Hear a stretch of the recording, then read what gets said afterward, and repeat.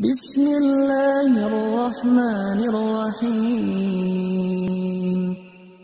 Jika seseorang itu cinta untuk bertemu Allah, Allah juga senang untuk bertemu dengannya. Aisyah pernah disebutkan oleh Rasulullah, "Man ahabba liqa Allah, ahabba Allah liqa'ahu."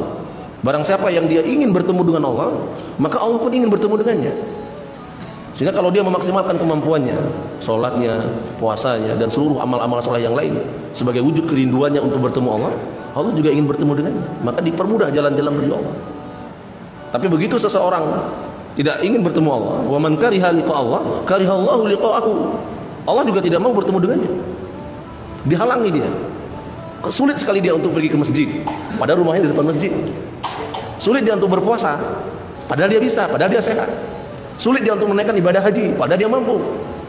Ada hamba Allah yang secara finansial biasa-biasa saja, tapi bisa berangkat.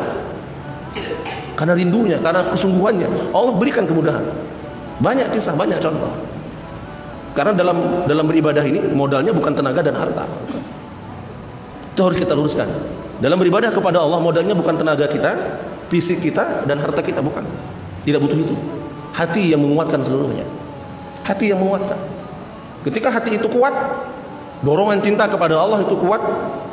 Perhatikan bagaimana Abdullah bin Umi Maktum. Contoh ini sudah berulang-ulang disebutkan.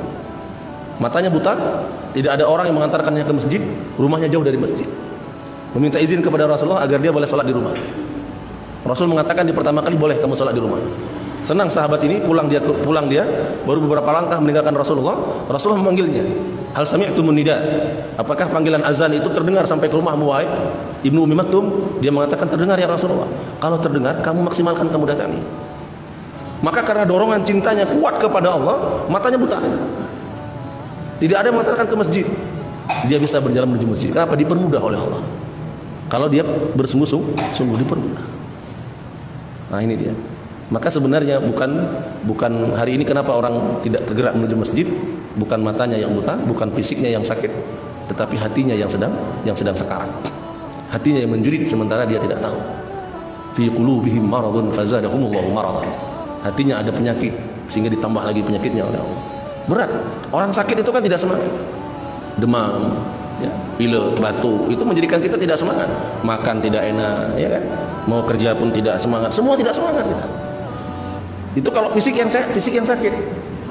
Kalau hati yang sakit, makan enak, ya kan?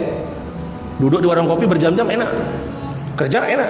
Tapi kalau untuk ibadah, aduh, lemes dia, nggak semangat.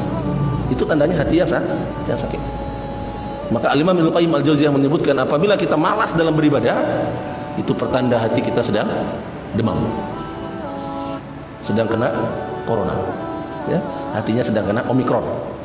Itu nggak bisa divaksin dengan Sinovac.